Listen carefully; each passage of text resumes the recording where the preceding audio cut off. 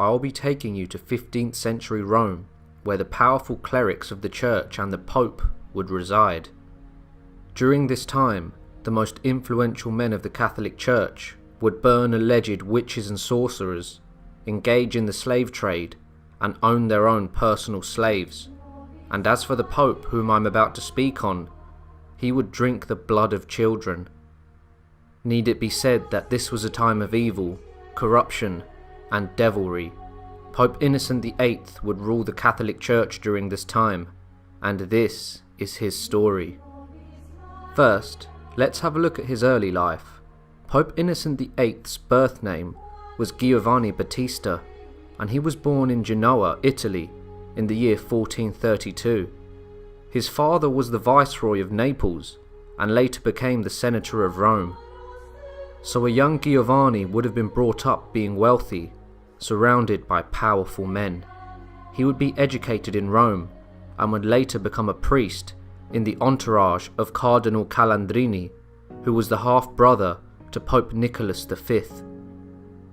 Already, a young Giovanni was rubbing shoulders with men of immense wealth and status. Now, a cardinal is a leading dignitary of the Roman Catholic Church, appointed by the Pope.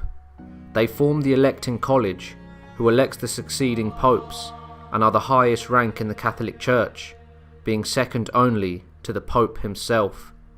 Therefore, being in the presence of a cardinal would gain Giovanni reputation amongst the clergy of the Catholic Church. In 1467, he was made the Bishop of Sanova by Pope Paul II. 5 years later, in 1473, he was made a cardinal by Pope Sixtus IV, with the support of Cardinal della Rovere. He was now one of the most influential people in the Catholic Church. When Pope Sixtus died in August 1484, there was much plotting and scheming being done amongst the cardinals. The cardinals of the church were immensely wealthy, but with all their earthly riches, something was still missing, and that was immense power, the power of the Pope. They would bribe each other with vast sums of gold and huge estates all over Europe. Nevertheless, many of their efforts bore no fruit, and Giovanni Battista would ascend to the papal throne, with his new name being Pope Innocent VIII. Now having the power he so craved, he would quickly address the kings of Europe and summon them to unite in a new crusade against the Turks. However, this call to war addressing the kings and barons of Europe would fail, as the Pope had a disagreement with King Ferdinand of Naples. Pope Innocent would then excommunicate the king from the Catholic Church, and would invite and encourage King Charles VIII of France to wage war on Naples and take it as his own. The Pope knew the amount of death and devastation that this would bring, but to him, disgracing the defiant King of Naples was worth more than the death of countless innocents. This evil and foolish act of the Pope's would lead Italy into anarchy for several decades, lasting even after his death.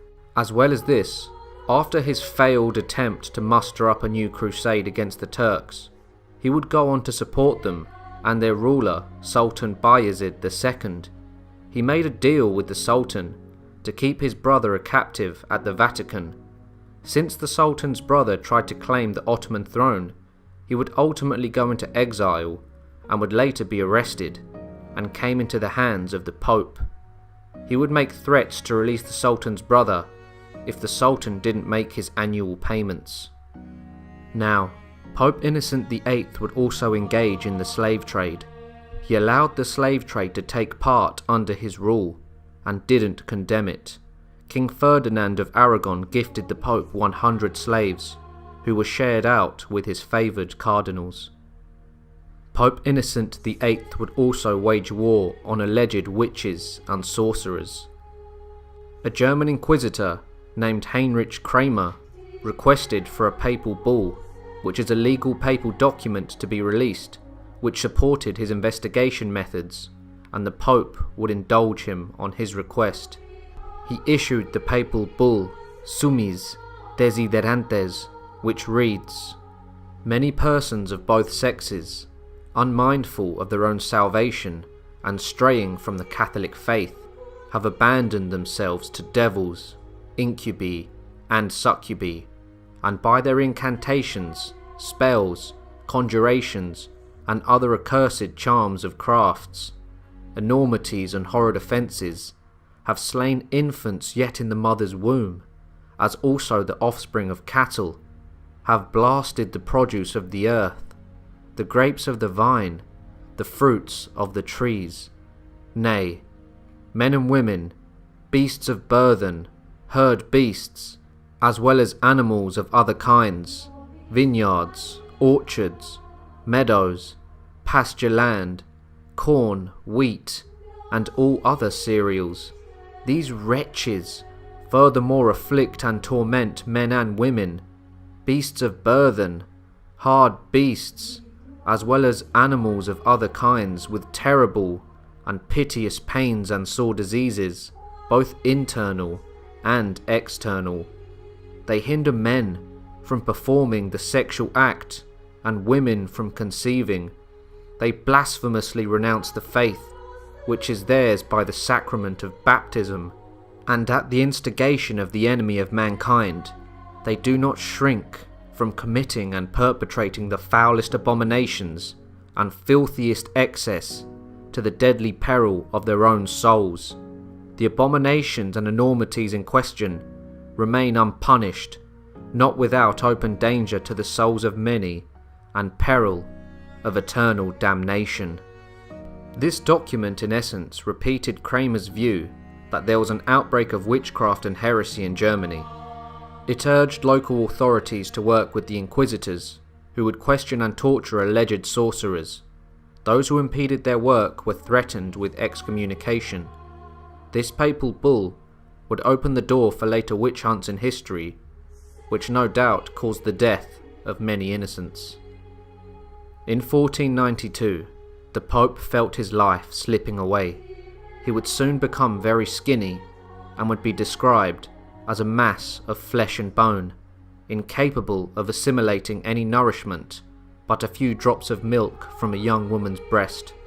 Terrified of death, the Pope resorted to doing something which he would condemn people of sorcery for: the consumption of another person's blood.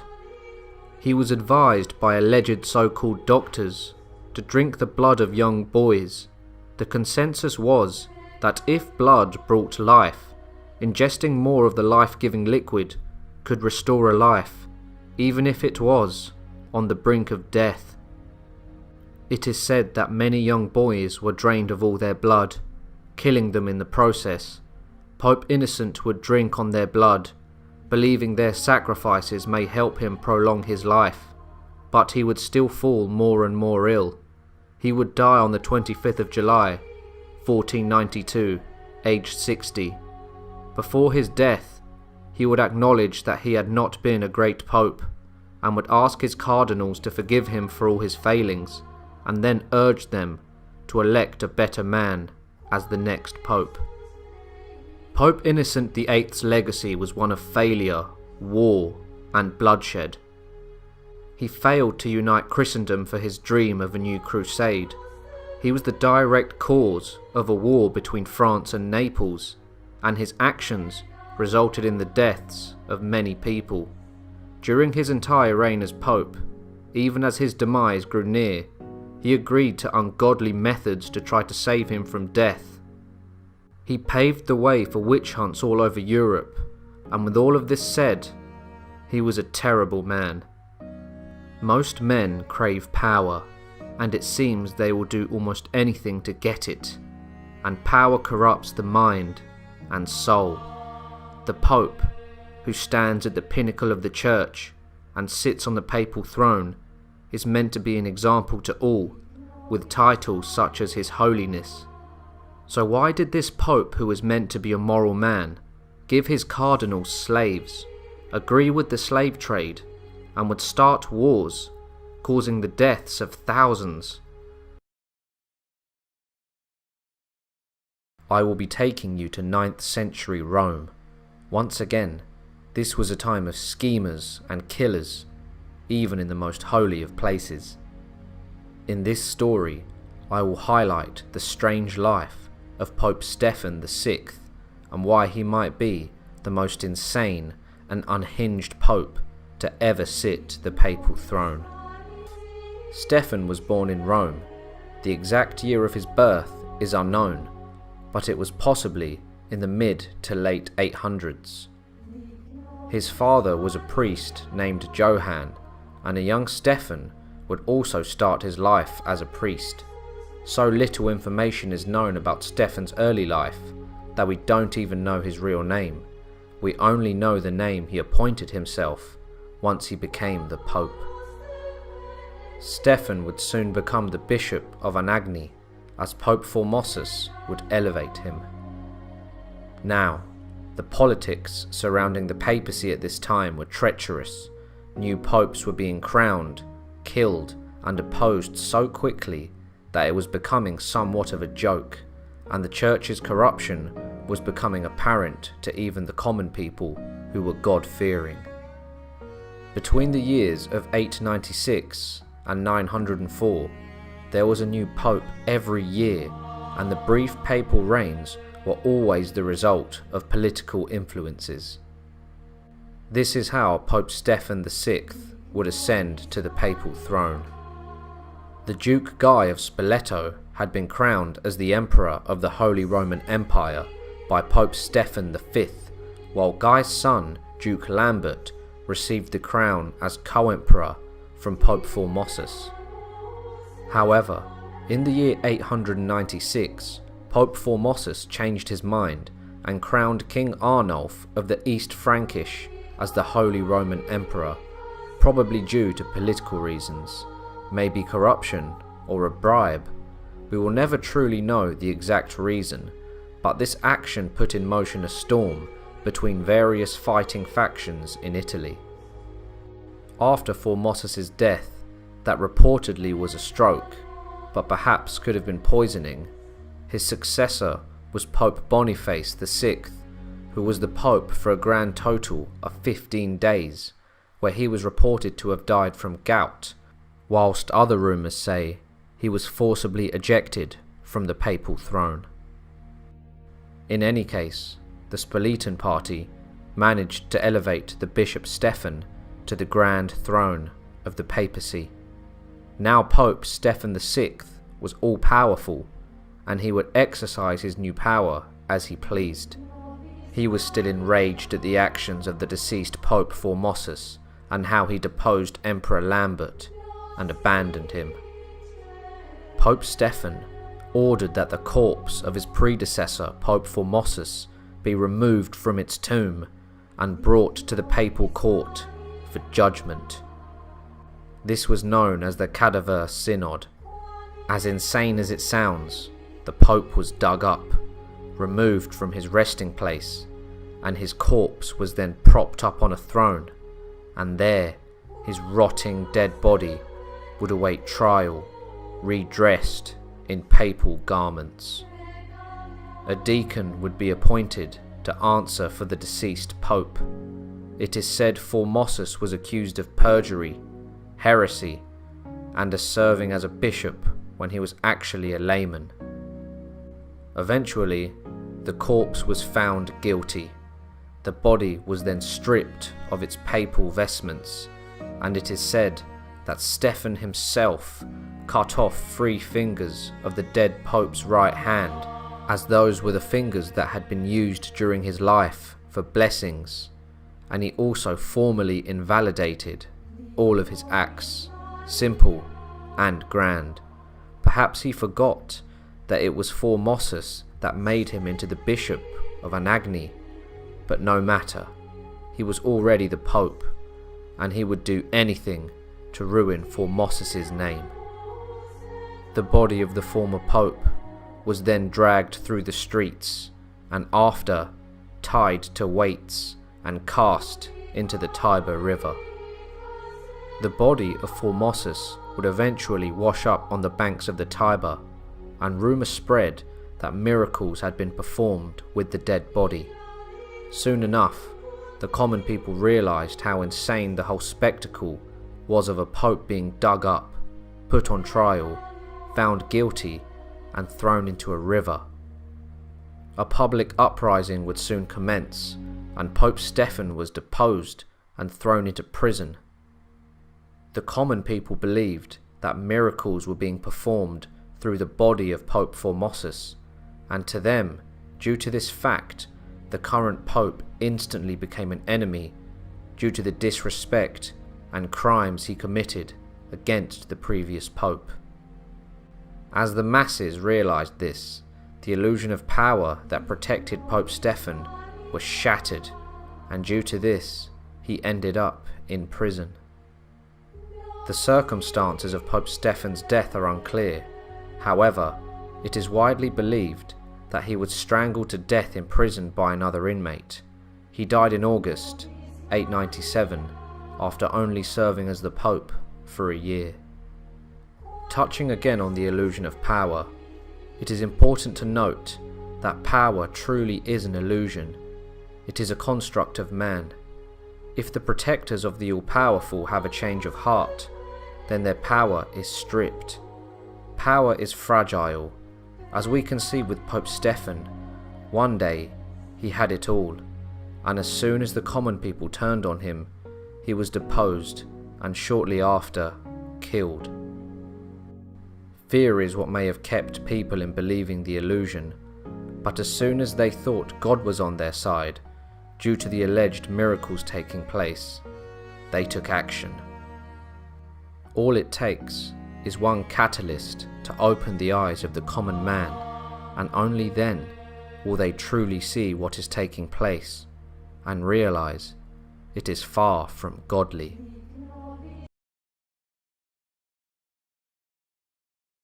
First, let's look at his early life. Pope Boniface's birth name is Benedetto Caetani, and he was born in 1230 in Anagni, an ancient town just south of Rome. He was born into the upper class. His family were barons of the Papal States, so growing up, Benedetto would have had an advantage.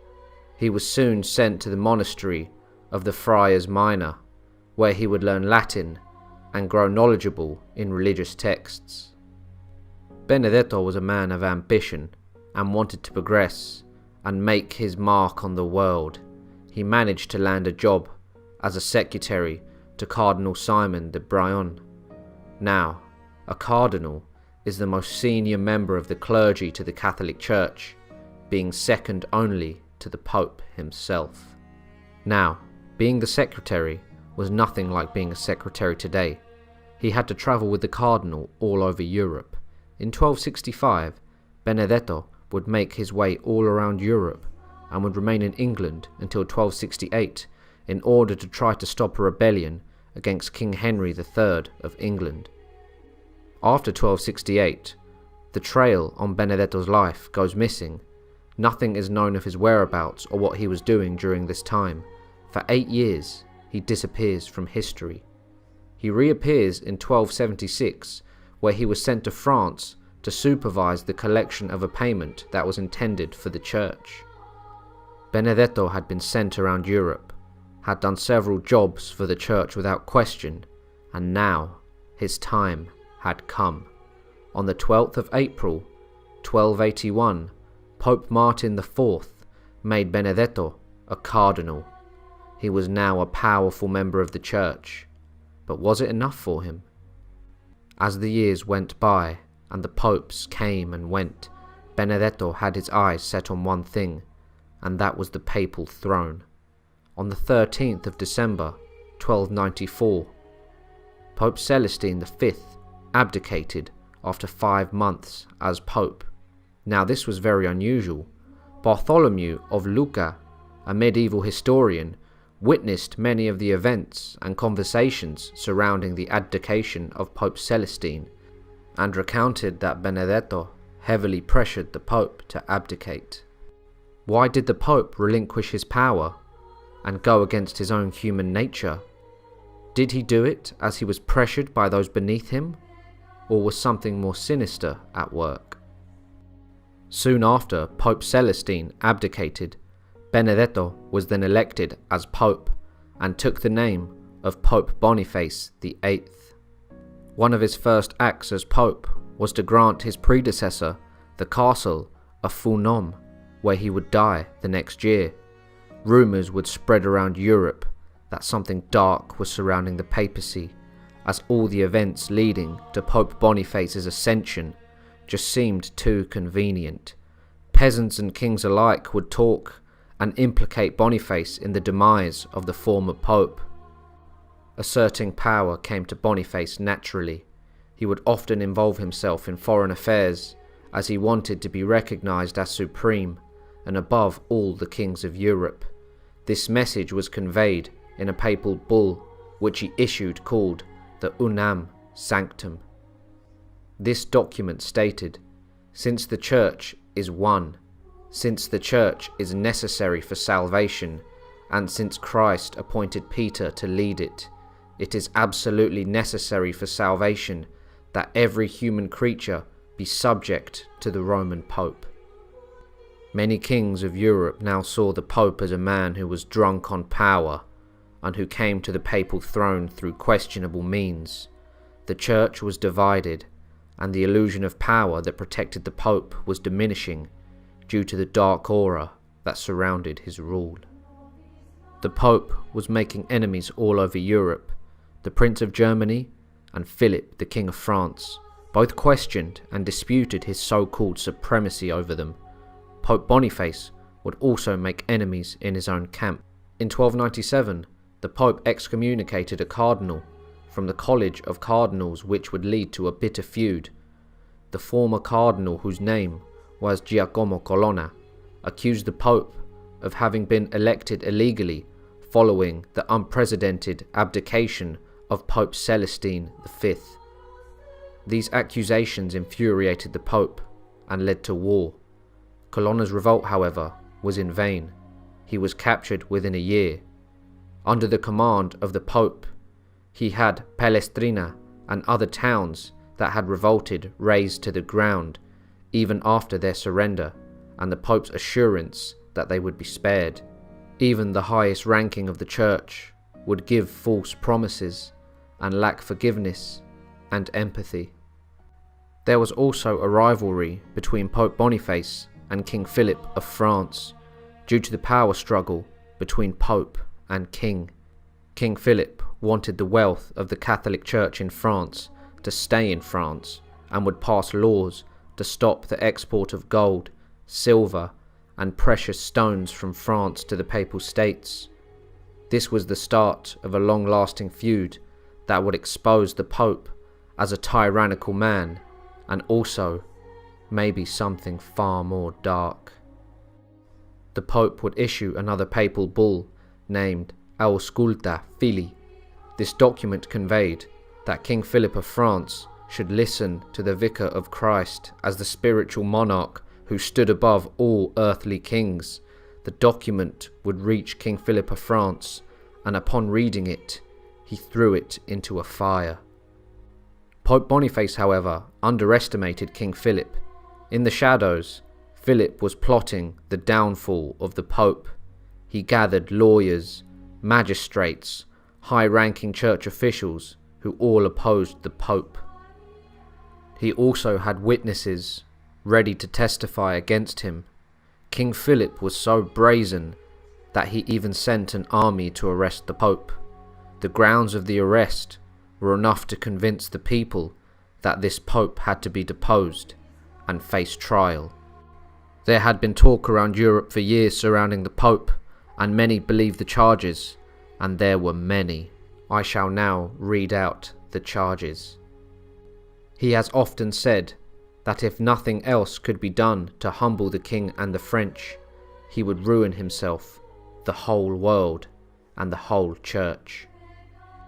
He has a private demon whose advice he follows in all things, and this is publicly known. He is a soothsayer who consults in oracles, and this is publicly known. He is a sodomite and keeps concubines, and this is publicly known. He is seeking to destroy the faith He has long harboured an aversion against the King of France, because in France there is and ever was the splendour of the faith, the grand support and example of Christendom. It is notorious that the Holy Land has been lost as a result of his sins. It is notorious that he seeks not the salvation of souls, but their perdition. These charges were merely everything the public was thinking. They believed he had schemed with the devil to rise to the top of the church and had practiced the dark arts in order to commune with the devil who helped him rule. Many thought that the devil had taken command of the church due to its ongoing corruption. In 1303, an army was assembled, led by King Philip's minister, Nogaret.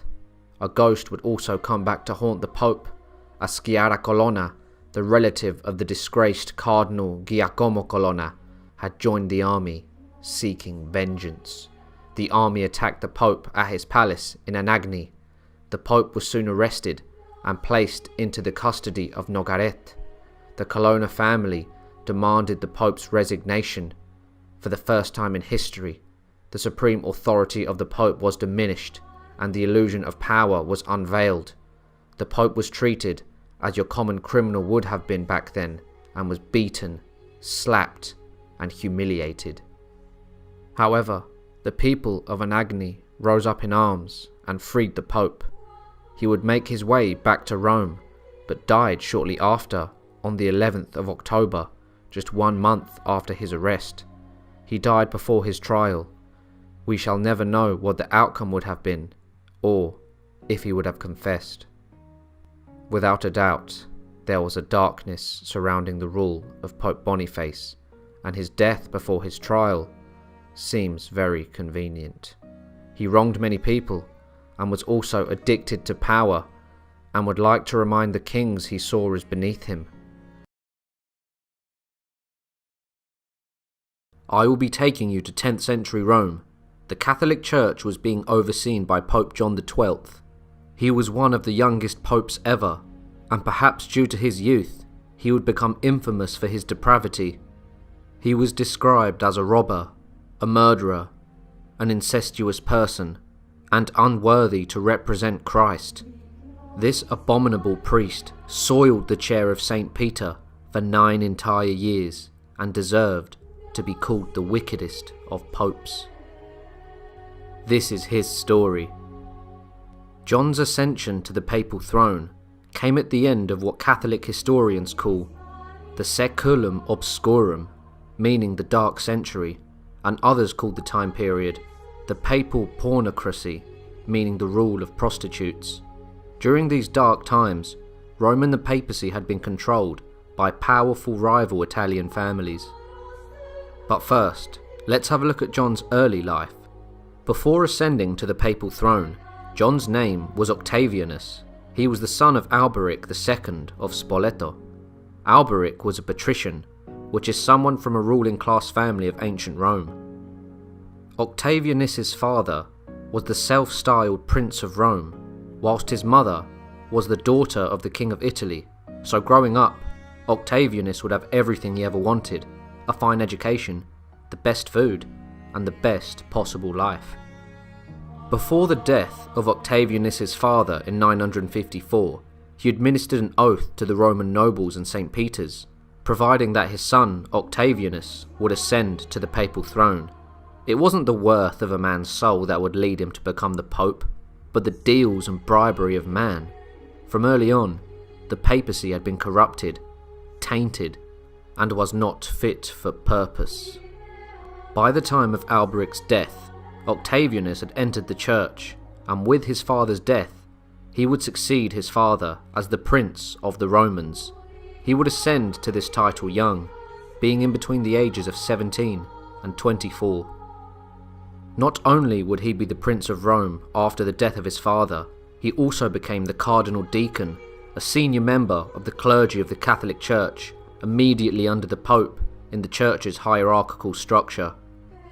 Soon enough, in the year 955, Pope Agaptus II would die, and Octavianus was elected as his successor on the 16th of December 955. He would take on the name of John the 12th and would ascend to the papal throne, a young man in his teens or early 20s who had only known luxury and status, now stood at the pinnacle of the Catholic Church. John was now the youngest pope in history. What became evident very quickly was that the last thing on his mind was the well-being of the Church, its affairs, and his relationship with God. This pope would instead be known for his gambling, drinking, and sexual antics.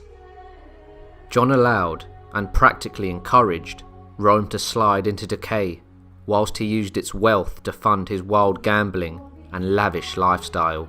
The Lateran Palace was turned into an enormous brothel where John would openly have sex with married women. He had numerous mistresses. He made one of them the governor of one of the papal cities and loaded her with church treasuries. Another one he inherited from his father, and he impregnated her. There were even reports that he would lure female pilgrims into his palace, not for prayer, but for sex. Although John loved nothing more than debauchery, he also had a serious side and was no coward. In the year 960, John personally led an attack against the Lombards, a Germanic people who ruled much of the Italian peninsula. This was to reclaim part of the papal states that were lost in prior wars and conflicts. However, Gisulf, the prince of the Lombards, and John, instead of fighting, entered negotiations, and they came to an agreement. However, John would soon find his lands in turmoil once again, as King Berengar II of Italy began to attack the territory of the Pope.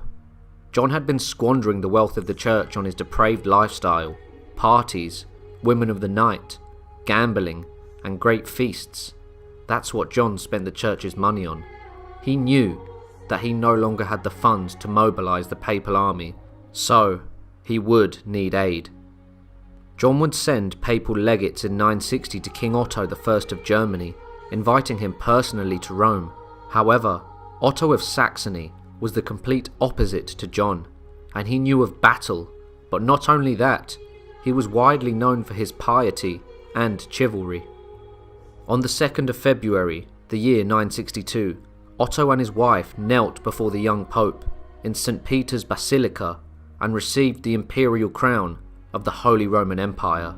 In exchange, Otto vowed to protect John and the Papal States. Otto remained in Rome for 2 weeks, and his relationship with John quickly deteriorated. Now the Holy Roman Emperor, Otto began lecturing John on his immoral and shameful lifestyle. He said to John, "Why do you pass your whole life in vanity and adultery?" But the Pope chose not to remember any of Otto's words. A report was sent to Otto while he was fighting against King Berenger II of Italy. It spoke of his continued mistresses, gambling, and whoring with female pilgrims. It stated, "The palace of the Lateran, which had once sheltered saints, was now a harlot's brothel." Otto was still relatively laid back about the situation, and would reportedly say, "He is only a boy, and will soon alter if good men set him an example." His attitude would soon change, however, when he heard of John's new friendship with Aldebert, the son of King Berengar, the very man who Otto was fighting against for John. Pope John had become very anxious due to the respect Otto earned from others, his triumphs in battle, his expanding territory. He became increasingly jealous and fearful of the man he made the Holy Roman Emperor. Just as was his nature, he would engage in treachery. He entered negotiations with the Byzantine Emperor in Constantinople, Aldebert, and even King Berengar about joining forces against Otto. Upon hearing of this betrayal, Otto set off once again for Rome, but this time at the head of an army. Otto would besiege Rome in the summer of the year 963. There, he found a city divided. His supporters had fortified themselves in the papal basilica of St. Paul, whilst Pope John and his supporters retained the Leonine city, a part of Rome enclosed by a wall. At first, John would try to rally his troops. He appeared in full armour, and managed to lead the papal army to drive Otto's forces back across the Tiber River. He soon realised the devastation taking place and the amount of deaths on his side. He would abandon the city of Rome, and he took the papal treasury with him, fleeing to Tibur. Otto, a man of mercy, instead of simply razing the town of Tibur to the ground, he summoned a council and demanded that John present himself and defend himself for his treachery and other numerous charges. Those were adultery, incest, murder, perjury, and sacrilege. Pope John wrote back saying, "We hear you wish to make another pope. If you do, I excommunicate you by Almighty God, and you have no power to ordain no one or celebrate Mass." Otto and his council paid no heed to the words of Pope John, and a new pope would be elected, Pope Leo VIII. This wouldn't prove to be easy though. Rome's citizens rebelled against Leo's election and were bloodily suppressed by Otto's occupying forces. Otto knew that his time in Rome would be limited. He still had King Berengar to contend to, and his feudal lords were requesting his presence back in Germany, so in January 964, Otto left Rome.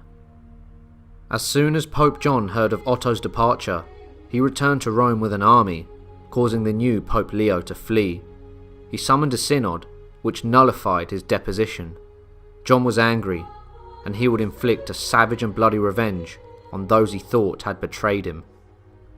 Some bishops had their tongues cut out, others had their hands or fingers removed, and some even had their noses sawn off. John was once again the master of Rome, but it was a restoration he would only enjoy for a few months. Pope John XII died on the 14th of May, 964. He met his end in the arms of a married woman.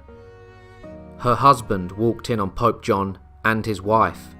He immediately was blinded by rage and beat Pope John to death, a fitting end for a man who loved nothing more than depravity. Pope John XII was no doubt a terrible man. He was a slave to his passions and urges, and the church and following God's rules were the last things on his mind. He was guilty of the 7 deadly sins: lust, gluttony, greed, sloth, wrath, envy, and pride. Not only that, he was also guilty of treachery and was a jealous man, hating Emperor Otto for being everything he was not. Just because you have a position of power that is perceived to be connected with God does not make you a moral man. As we can see, Pope John had a weak will, and even his position as Pope could not make him change his ways. I hope you guys enjoyed the video. If you did, make sure to like and subscribe, and hit that notification bell